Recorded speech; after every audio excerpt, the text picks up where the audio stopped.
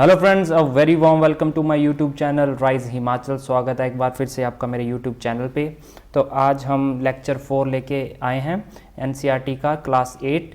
तो ऑलरेडी मैं 3 चैप्टर बना चुका हूं, तो आपको लिंक मिल जाएगा डिस्क्रिप्शन में, अब वहां से आप देख सकते हैं। ठीक है, जो भी साइंस पढ़ना चाहता है उन्हें आप शेयर कर दें इस वीडियो को। जो भी कॉम्पिटिटिव एग्ज़ाम की तैयारी कर रहा है या फिर स्कूल्स में जाता है तो वो भी इन चैप्टर्स को पढ़ सकता है ईजिली। साइंस जो कि काफ़ी इंपॉर्टेंट सब्जेक्ट है, ये आपके मार्क्स के पॉइंट ऑफ व्यू के लिए, ठीक है। तो ये आप एनसीईआरटी पढ़ के मार्क्स ले सकते हैं। चलिए लेक्चर को स्टार्ट करते हैं, जो कि है हमारा मेटल्स एंड नॉन मेटल्स। देखिए यहाँ पे बात की जा रही है मटेरियल्स की। ठीक है, मटेरियल्स हमें हमारे आसपास हमने देखा होगा, आयरन देखा होगा, एल्युमिनियम देखा होगा, कॉपर देखा होगा, राइट। तो एल्युमिनियम क्या होता है? लोहा। जैसे लोहे की कई चीज़ें हमारी बनती हैं, जो हमारी ग्रिल जो घरों में लगी होती है वो आयरन की बनी होती है, ठीक है।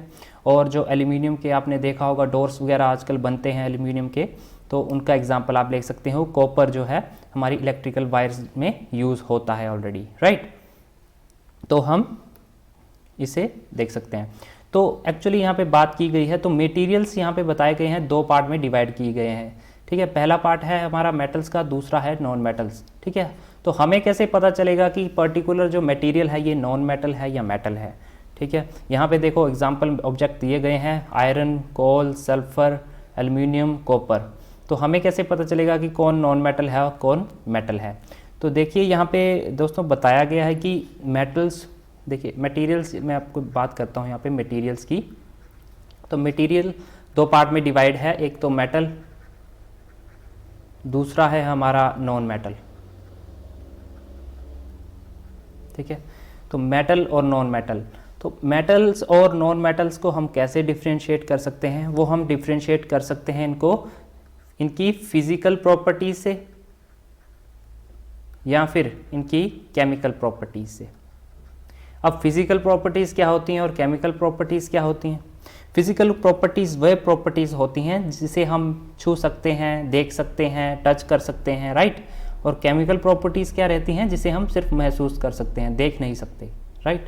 तो फिजिकल प्रॉपर्टीज़ का जैसे मैं यहाँ पे एग्जांपल लेता हूँ, जैसे कि आपने देखा होगा कई मटेरियल्स जो रहते हैं उनकी हार्डनेस आप देख सकते हैं, ठीक है। हार्डनेस, उनके छू के हार्डनेस, लस्चर, आप चमकदार दिखेंगे कई तो, ठीक है। ये इनकी फिजिकल प्रॉपर्टीज़ हो गई, ठीक है। और केमिकल प्रॉपर्टीज़ की मैं आगे बात करूंगा, फिलहाल पहले हम फिजिकल प्रॉपर्टीज़ के बारे में जान लेते हैं। चलिए नेक्स्ट चलते हैं, physical properties of metals and non metals. तो देखिए दोस्तों, आपने देखा होगा कई बार, अब लोहार जो आपके आसपास होगा तो वो क्या करता है कि लोहे की चीज़ को क्या करता है, उसे बीट करता है, यानी कि उसको जो हैमर होता है उसके साथ उसको नई नई शेप देता है लोहे को, राइट। जैसे कि स्पेड बना देता है, शोवेल बना देता है, एक्स बना देता है। शोवेल जो होती है जैसे हमारे मिस्त्री यूज़ करते हैं हमारे घरों को तोड़ने के लिए, जैसे हैमर के साथ जैसे बीट किया जाता है तो उसे हम शोवेल वगैरह जो ये सब चीज़ें हम बनाते हैं, ठीक है। क्या होता है कि वो उनकी शेप में चेंज कर सकते हैं, राइट। तो यहाँ पे एक्टिविटी दी गई है कि हम यहाँ पे लिया गया है आयरन नेल को लिया गया है, कोल पीस को लिया गया है, एल्युमिनियम वायर को लिया गया है, पेंसिल लेड को लिया गया है, ठीक है। तो ये क्या करता है कि हैमर लेता है, एक जो नेल होती है जैसे किल बोलते हैं हम अपनी लैंग्वेज में, जो उसको हैमर के साथ वो क्या करता है, बीट करता है, ठीक है।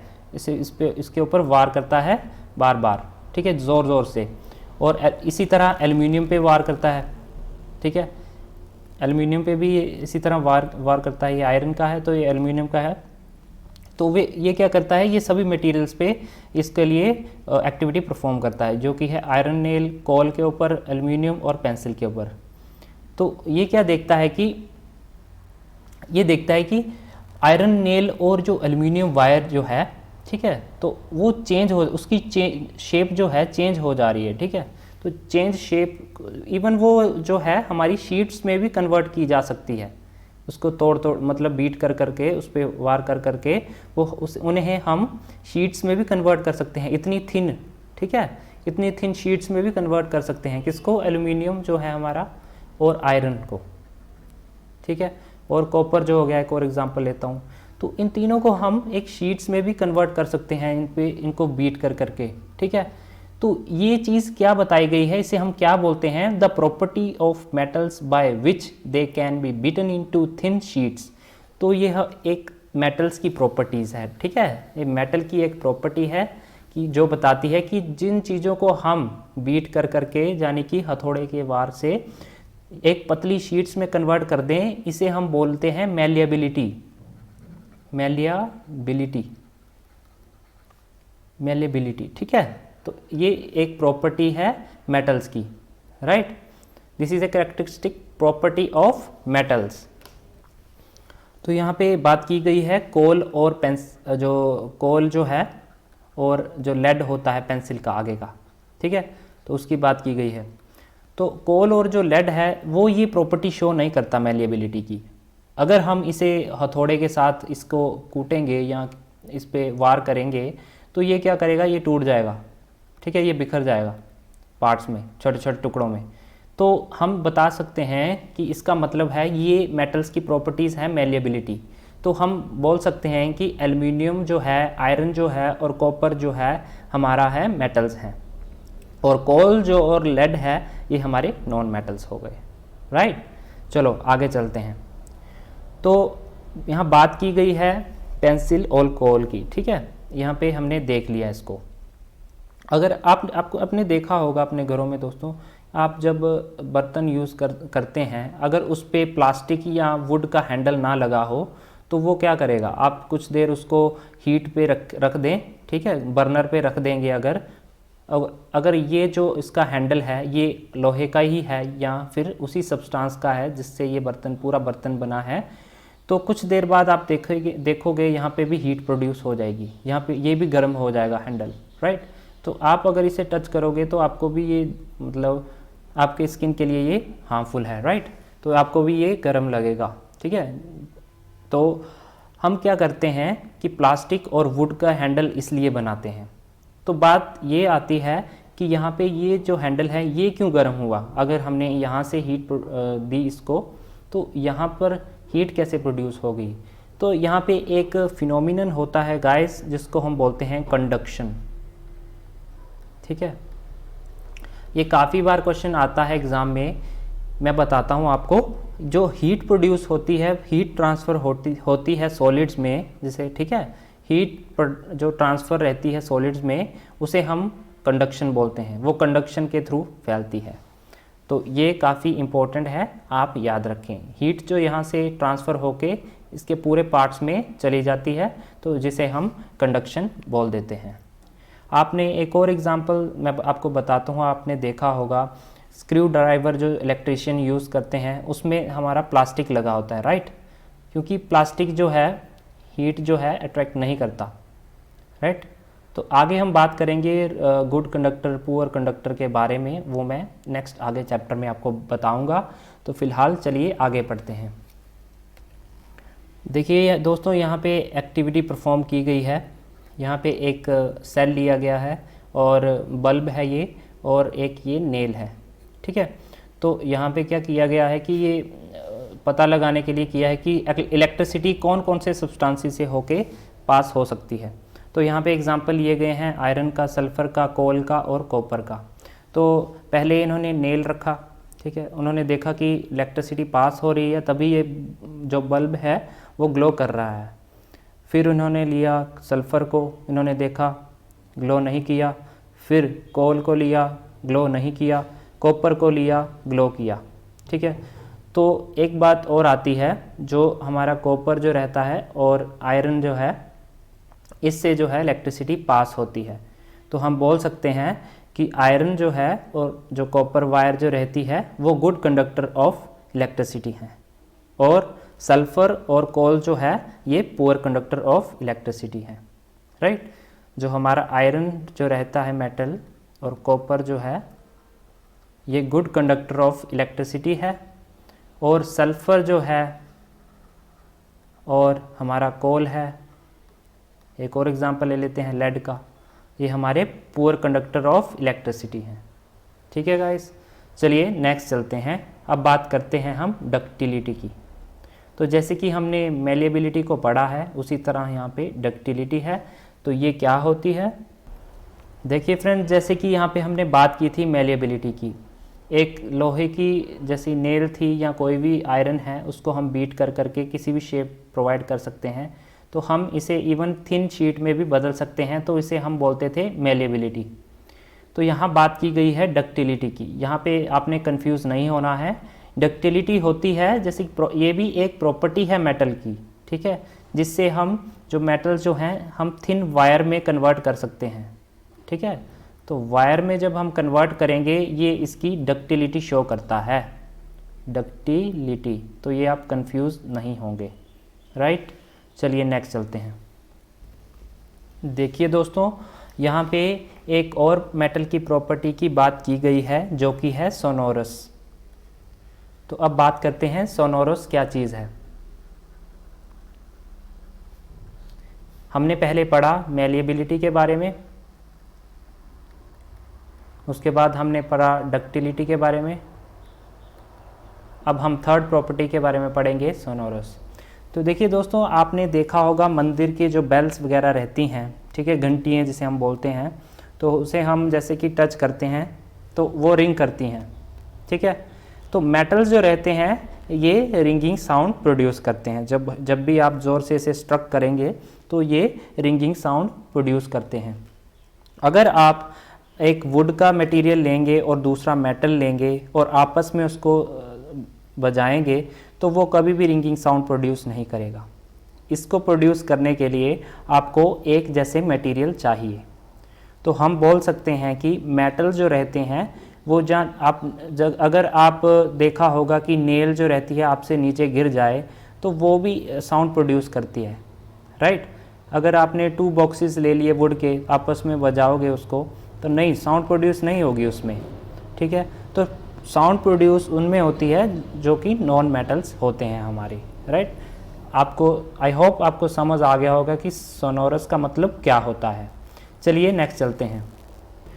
तो दोस्तों, इन बातों से हम बोल सकते हैं जो लस्ट्रस होते हैं यानी कि चमकदार होते हैं, मेलिएबल होते हैं जिनको हम शीट्स में कन्वर्ट कर देते हैं, डक्टाइल होते हैं जिनको हम वायर में कन्वर्ट कर देते हैं, सोनोरस होते हैं जो साउंड प्रोड्यूस करते हैं, और जो good conductor of heat and electricity होते हैं उन्हें हम बोलते हैं मेटल्स, राइट। तो एग्जाम्पल यहाँ पे बताए गए हैं, कॉपर हो गया हमारा, एल्युमिनियम, कैल्शियम, मैग्नीशियम, ये सभी जो हैं ये हमारे मेटल्स होते हैं। और नॉन मेटल्स की बात करें, अगर हम नॉन मेटल्स को जैसे कि सल्फ़र और कोल को अगर हम हैमर के साथ बीट करेंगे तो वो पाउडरी मास में कन्वर्ट हो जाएगा। तो हम बोल सकते हैं ये जो नॉन मेटल्स हैं ये ना तो साउंड प्रोड्यूस करते हैं और ना ही ये बीट किए जा सकते हैं और इन्हें कोई शेप दी जा सकती है। तो इनके नॉन मेटल्स के एग्जांपल मैं यहाँ ले लेता हूँ। पहले मैं मेटल के एग्जांपल लिखता हूँ, ये आप नोट कर लें। तो मेटल्स के एग्जांपल हैं हमारे पास iron, copper, aluminium, calcium, magnesium, ठीक है, ये सभी हमारे मेटल्स होते हैं। और नॉन मेटल्स जो हैं वो कौन कौन से होते हैं? वो होते हैं सल्फर, ऑक्सीजन, कार्बन, फॉस्फोरस, और भी कई सारे नॉन मेटल्स के एग्जाम्पल हैं। तो आपको पता चल गया होगा कि मेटल्स क्या होते हैं और नॉन मेटल्स क्या होते हैं। चलिए नेक्स्ट चलते हैं। देखिए दोस्तों, यहाँ पे सबसे इम्पोर्टेंट बात आती है एक्सेप्शंस की। ये आप लोग बिल्कुल ध्यान से सुनेंगे। तो मेटल्स की कुछ एक्सेप्शंस हैं वो मैं यहाँ पे बात करूँगा और यहीं से आपका क्वेश्चन बन जाता है एग्ज़ाम में। ये क्वेश्चन काफ़ी बार पूछा गया है जो मैं आपको बताने जा रहा हूँ। तो सोडियम और जो हमारा पोटेशियम है ये दो एक ऐसे मेटल्स हैं जो कि सॉफ्ट मेटल्स हैं, राइट, सॉफ्ट मेटल्स हैं। इनको हम इवन नाइफ से काट सकते हैं दोस्तों, ये याद रखना। सोडियम और पोटेशियम जो ऐसे मेटल्स हैं, ये इनको हम सॉफ्ट मेटल्स बोलते हैं, जिन्हें हम नाइफ से भी काट सकते हैं। तो ये कुछ मेटल की एक्सेप्शन है। दूसरी एक्सेप्शन ये है, मरकरी जो है ये ऐसा मेटल है जो कि रूम टेम्परेचर पे लिक्विड फॉर्म में रहता है। आपने देखा होगा जो आपके CFL बल्ब्स वगैरह हम यूज़ करते हैं घरों में, उसमें भी मरकरी पाया जाता है जो कि एक टॉक्सिक सब्सटेंस है। ठीक है, तो ये आप बिल्कुल याद रखेंगे। चलिए नेक्स्ट चलते हैं। देखिए दोस्तों, यहाँ पे बात की गई है केमिकल प्रॉपर्टीज़ मेटल्स की। सबसे पहले हम देखते हैं मेटल्स का रिएक्शन ऑक्सीजन के साथ क्या होता है। देखिए फ्रेंड्स, आपने देखा होगा कि आयरन जो रहता है काफ़ी समय के बाद जब वो वाटर और ऑक्सीजन के कांटेक्ट में रहता है, आयरन जो वाटर और ऑक्सीजन के कांटेक्ट में रहता है, तो वो कुछ दिन बाद क्या रस्ट फॉर्म ले लेता है। ठीक है, उस पर जंग लग जाता है, राइट। तो यहाँ पे इन्होंने एक्टिविटी में टेस्ट किया है कि जो रस्ट जो रहता है, जो वो बेसिक नेचर का रहता है या एसिडिक नेचर का रहता है। सबसे पहले तो हमें ये पता होना चाहिए कि जब आयरन जो है वाटर एटमॉस्फेयर में रहता है काफ़ी समय के लिए, तो वो रस्ट की फॉर्म ले लेता है। और इस पे काफ़ी बार क्वेश्चन पूछे जाते हैं कि रस्ट जो ये आयरन जो रस्ट में चेंज हो जाता है, ये केमिकल रिएक्शन है या फिजिकल रिएक्शन। तो ये दोस्तों केमिकल रिएक्शन होता है, ये आप याद रखेंगे। ये आपको मैं एक्स्ट्रा नॉलेज दे रहा हूँ, ये हम नेक्स्ट क्लासेस में पढ़ने जाएंगे। ठीक है, तो नेक्स्ट चलते हैं। यहाँ पे बात की गई है इसकी बेसिक नेचर और एसिडिक नेचर। ये एसिडिक नेचर का होता है या बेसिक नेचर का होता है, ये यहाँ पे टेस्ट किया गया है। तो क्या होता है कि जब आयरन को वाटर और ऑक्सीजन के साथ कांटेक्ट में आता है, तो ये रेड लिटमस पेपर को ब्लू में कन्वर्ट कर देता है। ठीक है, लिटमस पेपर क्यों यूज़ करते हैं हम? एसिडिक और बेसिक प्रॉपर्टीज़ को जानने के लिए, आपने पिछली क्लासेस में पढ़ा होगा। तो रेड टू ब्लू अगर कन्वर्ट होता है तो इसका मतलब है ये बेसिक नेचर शो कर रहा है, राइट। तो हम बोल सकते हैं कि आयरन का ऑक्सीजन के जो मेटल्स का है ऑक्सीजन के साथ जो रिएक्शन होता है, तो वो है बेसिक नेचर का। ठीक है, अब हम नेक्स्ट एग्जांपल लेते हैं। देखिए फ्रेंड्स, जब आप एक मैग्नीशियम का रिबन अब जब आप बर्न करेंगे उसको, और जो उसके एशेस बच जाएंगी, यानी कि उसका जब वो पूरा जल जाएगा तो उसका जो बच जाएगा एशेस, तो उसको अगर आप टेस्ट करेंगे तो आप देखेंगे कि वो भी जो है रेड से ब्लू में कन्वर्ट हो जाता है लिटमस पेपर में। तो ये भी क्या शो करता है कि जो ये भी बेसिक प्रॉपर्टी शो करता है, यानी कि जो मेटल्स जो रहते हैं वो बेसिक नेचर के रहते हैं।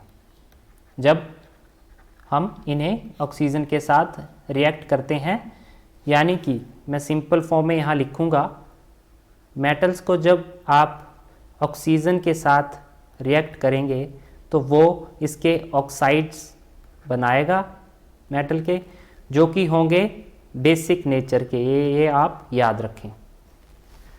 चलिए नेक्स्ट चलते हैं। यहाँ पे बात की गई है कॉपर जो रहता है। देखिए, आप काफ़ी समय के बाद अगर आप कॉपर को भी आप ऑक्सीजन या इसके कांटेक्ट में रखेंगे एटमॉस्फेयर के, तो वो ग्रीनिश डिपॉजिट देता है कुछ समय बाद। जैसे कि आयरन जो है रस्ट देता है, रेड कलर के आ जाता है आयरन में, तो वो रस्ट कहलाता है। तो कॉपर में भी जंग लगता है जो कि ग्रीनिश डिपॉजिट दे देता है। ये भी क्वेश्चन काफ़ी बार बताया गया है एग्ज़ाम में। चलिए नेक्स्ट चलते हैं। देखिए दोस्तों, यहाँ पे बात की गई है reaction with the non metals. Oxygen का रिएक्शन नॉन मेटल के साथ क्या होता है वो यहाँ पे बताया गया है, तो ये आप बिल्कुल ध्यानपूर्वक सुनेंगे। तो यहाँ पे एक नॉन मेटल लिया गया है सल्फर। सल्फ़र को अगर आप ऑक्सीजन के साथ रिएक्ट करेंगे तो ये क्या करेगा, ये सल्फ़र डाइऑक्साइड बना देगा, सल्फ़र डाइऑक्साइड बनाएगा। जब सल्फ़र डाइऑक्साइड जो होगा जब इसको हम वाटर में डिज़ोल्व करेंगे गाइस, तो ये सल्फरस एसिड बनाता है, तो जिससे हम बोल सकते हैं oxides of non metals gives acidic nature. जो सल्फरस एसिड जो बनता है ये क्या करता है कि ब्लू से रेड में कन्वर्ट हो जाता है, यानी कि ब्लू लिटमस से रेड में कन्वर्ट हो जाता है, जो कि बताता है कि ये एसिडिक नेचर का है। तो हमें एक बात पता चल गई कि जो मेटल्स होते हैं वो जब ऑक्सीजन के साथ रिएक्ट होते हैं तो वो हमें बेसिक नेचर देते हैं, और जो नॉन मेटल्स जब ऑक्सीजन के साथ रिएक्ट होते हैं वो हमें एसिडिक नेचर उसका बताते हैं। तो आई होप आपको ये क्लियर हो गया होगा। तो चलिए अब रिएक्शन देख लेते हैं इसका वाटर के साथ। देखिए फ्रेंड्स, जो हमारा सोडियम जो मेटल रहता है ये काफ़ी रिएक्टिव रहता है। सोडियम एक ऐसा मेटल है जो कि बहुत ही रिएक्टिव है, जो कि इवन एयर और वाटर के कांटेक्ट में अगर आएगा तो ये विगरसली जो है हीट हो जाएगा, मतलब ये हीट प्रोड्यूस करता है बहुत ज़्यादा।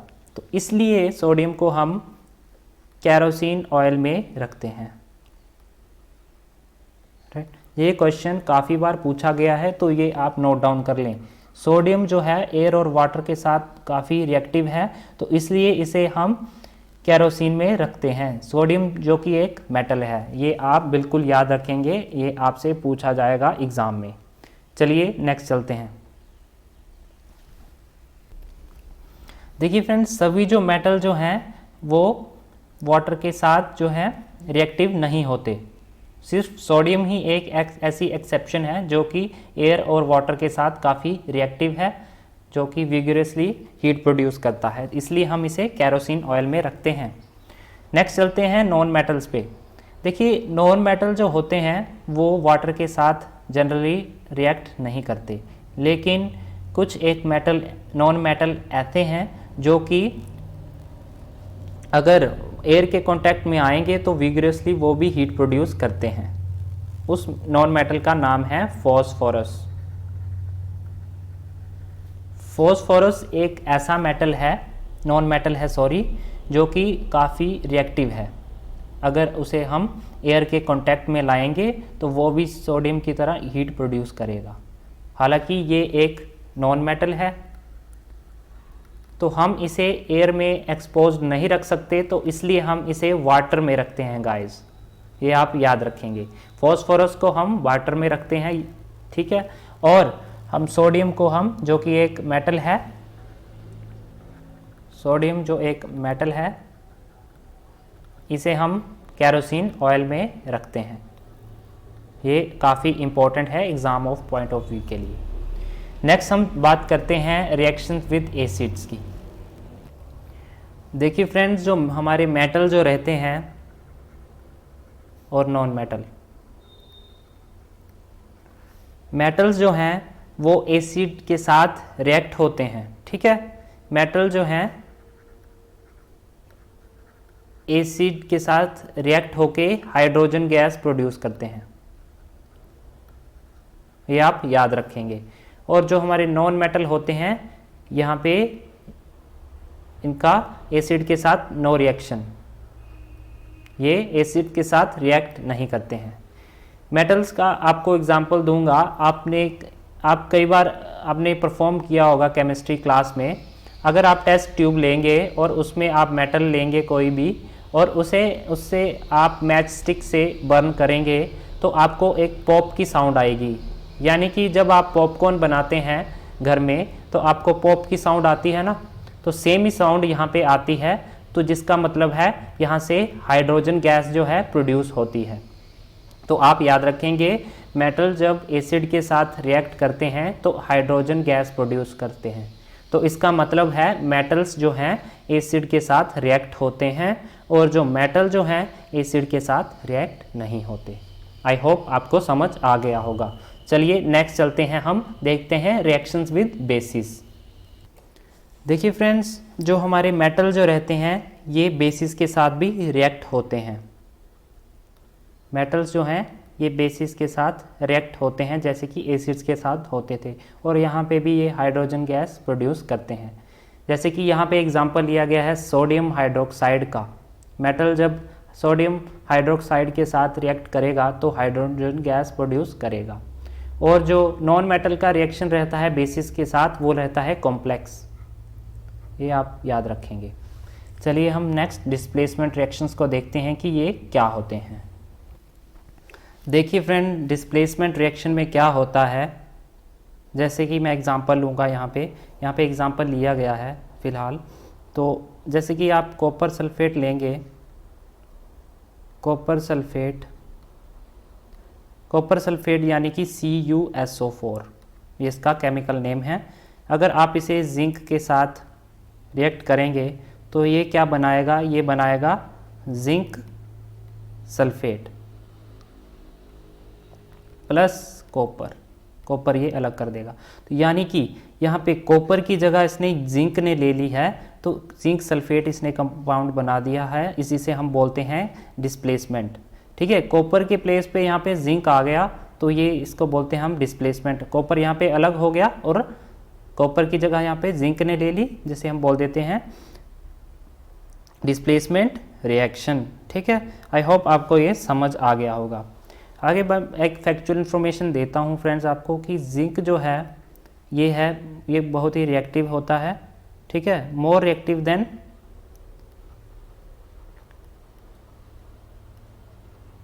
Copper and iron. ठीक है, जिंक जो रहता है ये काफ़ी रिएक्टिव रहता है कॉपर से भी और आयरन से भी, तो ये आप याद रखना। देखिए, अगर ये ज़्यादा रिएक्टिव होगा तो ये डिस्प्लेसमेंट रिएक्शन में भी काफ़ी ज़्यादा परफॉर्म करेगा। ठीक है, ये किसी और कंपाउंड की जगह ले लेगा, जैसे कि यहाँ पे कॉपर के प्लेस में यहाँ पे जिंक ने ले ली इसकी जगह। ठीक है, क्योंकि ये ज़्यादा रिएक्टिव है, ये जल्दी से इसके प्लेस में आ गया और कॉपर को इसने अलग कर दिया। ठीक है, इसलिए ये जिंक जो है काफ़ी रिएक्टिव है। चलिए नेक्स्ट चलते हैं। देखिए फ्रेंड्स, अब बात करते हैं यूजेस ऑफ नॉन मेटल्स की। तो नॉन मेटल्स के क्या यूजेस रहते हैं। Non metal is essential for our life which are living being inhale. ठीक है, हम ब्रीथिंग में भी जो रहते हैं हमारे नॉन मेटल्स का इस्तेमाल रहता है। ब्रीथिंग में कौन से हमारे नाइट्रोजन रहती है, ऑक्सीजन रहती है, राइट, हमारे एटमॉस्फेयर में, तो ये हमारे ब्रीथिंग में भी काम आता है। दूसरा हमारे पास ये नॉन मेटल जो हम फर्टिलाइज़र में भी यूज़ करते हैं। फर्टिलाइजर्स में कौन सा यूज़ होता है, हमें पता है फॉस्फोरस, नाइट्रोजन जो हो गया काफ़ी इंपॉर्टेंट, पोटेशियम जो है एक्सेट्रा, राइट, तो ये फर्टिलाइज़र में भी यूज़ होते हैं। तीसरा हमारे पास है ये वाटर प्यूरिफिकेशन में भी काम आता है। तो वाटर प्यूरिफिकेशन में कौन काम आता है, यहाँ पे क्लोरीन, ये आप याद रखें। ये क्वेश्चन फैक्चुअल इन्फॉर्मेशन बता रहा हूँ, ये इजीली एग्जाम में पूछी जाती है। तो क्लोरीन क्या है, वाटर प्यूरिफिकेशन में काम आता है, जो कि एक नॉन मेटल है। आगे बात करते हैं ये जो हमारी अगर हम चोट लग जाती है अगर हमें, ठीक है, तो एंटीसेप्टिक के इस्तेमाल भी रहते हैं इसके नॉन मेटल के। ठीक है, एंटीसेप्टिक जैसे कि आयोडीन जो है हमारा, हमें वाउंड्स जब हमें चोट लग जाती है तो उसमें इस्तेमाल होता है, जो कि एक नॉन मेटल है। फिफ्थ में बात करता हूँ यहाँ पे, ये क्रैकर्स में भी इस्तेमाल किए जाते हैं। क्रैकर्स में इस्तेमाल किया जाता है हमारा सल्फ़र। ठीक है, क्रैकर्स में भी इसका इस्तेमाल होता है सल्फ़र। तो ये आपको फैक्चुअल इन्फॉर्मेशन बता रहा हूँ, ये एग्ज़ाम पॉइंट ऑफ व्यू के लिए काफ़ी इंपॉर्टेंट है। ठीक है, नेक्स्ट चलते हैं। नेक्स्ट, तो ये कुछ यूजेस थे इंपॉर्टेंट इसके नॉन मेटल्स के। चलिए कुछ क्वेश्चंस हैं, उन्हें लगा लेते हैं। तो पहले बात की जा रही है, विच of the following can be beaten into thin sheets. तो थिन शीट्स में किसे कन्वर्ट किया जा सकता है, हमें पता है मेटल्स को कन्वर्ट किया जा सकता है। कौन कौन से हैं मेटल, यहाँ पे एक ही है, जिंक, राइट। नेक्स्ट आते हैं, which of the following statement is correct? All metals are ductile, all non metals are ductile, generally metals are ductile, some non metals are ductile. तो हमें पता है कि जो ऑल मेटल्स जो रहते हैं जनरली मेटल्स आर डक्टाइल, ठीक है, ये सबसे बेहतर इसका आंसर होगा। कुछ एक एक्सेप्शंस जो रहती हैं, जैसे कि सोडियम और पोटेशियम की बात की जो कि नाइफ से काटे जा सकते हैं, तो उनकी मैं यहाँ पे बात नहीं करूँगा। तो सबसे हमारा सही आंसर रहेगा generally metals are ductile. Next चलते हैं, phosphorus is a very dash non metal. Phosphorus is very reactive, right. आपको पता है कि ये एयर के साथ काफ़ी रिएक्टिव है, तो इसलिए हम इसे पानी में रखते हैं। नेक्स्ट है, metals are dash conductors of heat and. तो मेटल्स आर गुड, ठीक है, अच्छे गुड कंडक्टर रहते हैं वो हीट और इलेक्ट्रिसिटी के। नेक्स्ट है, iron is dash reactive than copper. तो iron is more reactive than copper. Metals react with acids to produce dash gas. तो मेटल जब एसिड के साथ रिएक्ट होते हैं तो हमने पढ़ा है कि हाइड्रोजन गैस जो प्रोड्यूस करते हैं। तो नेक्स्ट है हमारे पास ट्रू और फॉल्स, वो भी देख लेते हैं। Generally non metals react with acids. तो नॉन मेटल्स जो हैं एसिड्स के साथ रिएक्ट करते हैं, ये है फॉल्स। नेक्स्ट है, sodium is a very reactive metal. Sodium is a very reactive, जी हाँ, सोडियम रिएक्टिव है, ठीक है, एयर के साथ और वाटर के साथ काफ़ी रिएक्टिव है, इसलिए हम इसे कैरोसिन में रखते हैं। नेक्स्ट है, copper displaces zinc from zinc sulphate solution. Copper क्या है, डिस्प्लेस कर देता है जिंक को, फॉल्स। जिंक जो है कॉपर को डिस्प्लेस करता है, राइट, क्योंकि जिंक जो है ज़्यादा रिएक्टिव है कॉपर से। नेक्स्ट है, coal can be drawn into wires. Coal जो है वायर में कन्वर्ट किया जा सकता है? नहीं किया जा सकता दोस्तों, ये है फॉल्स। तो आई होप आपको लेक्चर पसंद आया होगा। अगर लेक्चर पसंद आया है तो वीडियो को लाइक कर दें, अपने फ्रेंड्स के साथ शेयर कर दें, चैनल को सब्सक्राइब कर लें और बेल आइकन को दबाना बिल्कुल मत भूलिएगा, क्योंकि उसी से आपको अपडेट्स मिलती रहेंगी। नेक्स्ट लेक्चर में जल्द आपके सामने उपस्थित करूंगा। तो तब तक के लिए दोस्तों, जय हिंद।